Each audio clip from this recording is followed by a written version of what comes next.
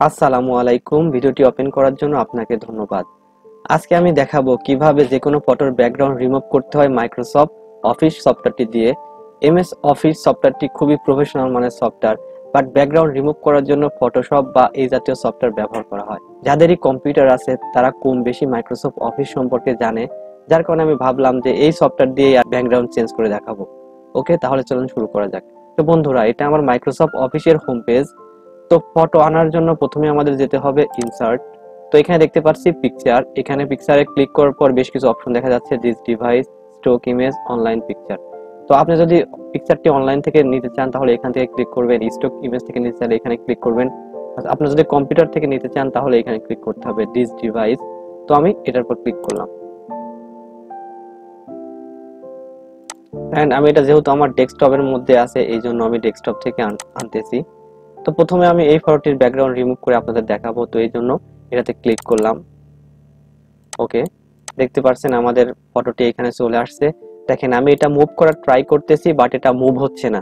তো এটা মুভ করার জন্য কি করতে হবে, এখানে প্রথমে ছবির উপর ক্লিক করতে হবে এবং মাউসের রাইট বাটন প্রেস করতে হবে। প্রেস করার পর রাফ টেক্সট নামে একটা অপশন আছে, এখানে ক্লিক করবেন এন্ড বিহাইন্ড টেক্সট এখানে ক্লিক করবেন।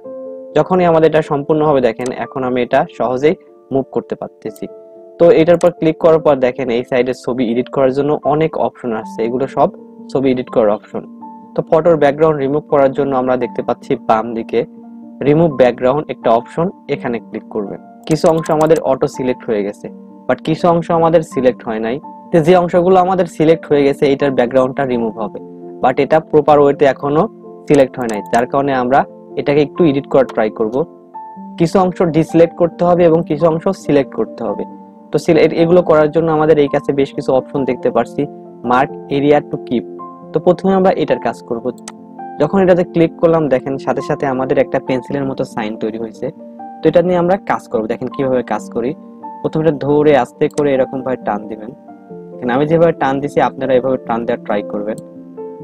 দেখেন হয়ে যাচ্ছে। এখন আমরা এটা নিচের টুকু ট্রাই করার চেষ্টা করব। দেখেন এটুকু আমাদের হয়ে গেছে।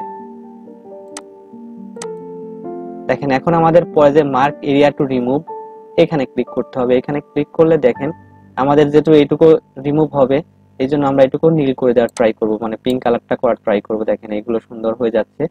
এখন এটুকু করার ট্রাই করব। পরেই আমাদের কাজটি প্রায় সম্পূর্ণ হয়েছে, আর একটু করতে হবে। তো ওকে, আমার মনে হচ্ছে সবকিছু ঠিকঠাক হয়েছে।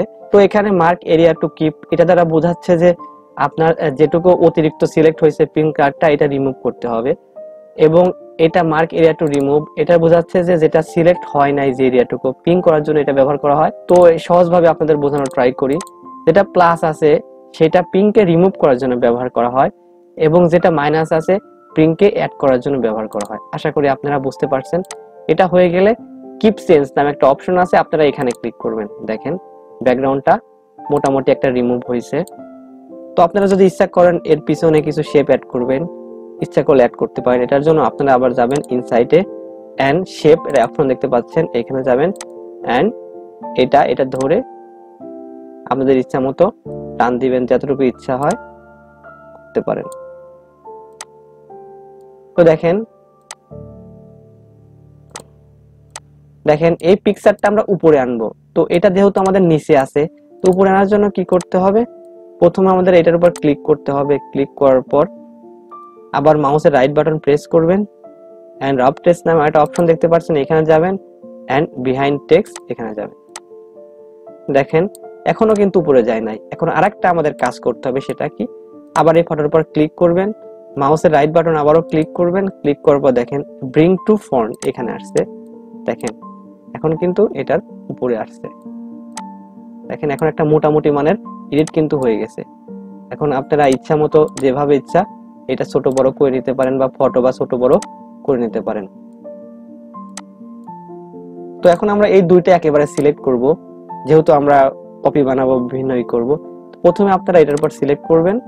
সিলেক্ট করার পর তারপর নিচেরটাকে কন্ট্রোল ধরে সিলেক্ট করবেন এবং আবারও মাউসের রাইট বাটন প্রেস করবেন এন্ড গ্রুপ নামে একটা অপশন দেখতে পাচ্ছেন, গ্রুপ।